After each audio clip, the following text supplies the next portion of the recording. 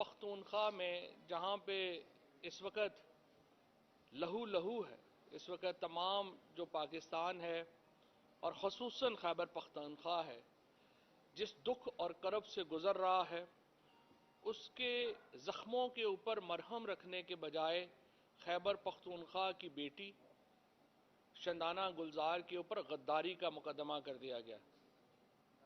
मुझे समझ नहीं आ रही क्या थॉट प्रोसेस है, ये मामला कैसे चल रहा है और कौन अक्लमंद ये मशवरे दे रहा है।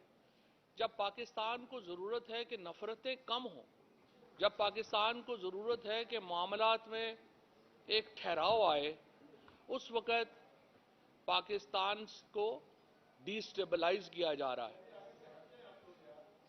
जब हम देखते हैं जो 6 महीने से, पहली बात तो यह है कि जो तहरीके इंसाफ का यहाँ पे 3.5 साल के करीब वक्त गुजरा, हमने दहशतगर्दी के ऊपर बहुत ही अहसन तरीके से काबू पाया। पाकिस्तान में एक धमाका नहीं हुआ काबिल जिक्र जिससे कोई इस रीजन हिल गई हो। और मैं आपको यहाँ पे ये भी बताना चाहता हूँ कि ये वो दौर था जब अफगानिस्तान के अंदर एक बहुत बड़ी तब्दीली आ रही थी।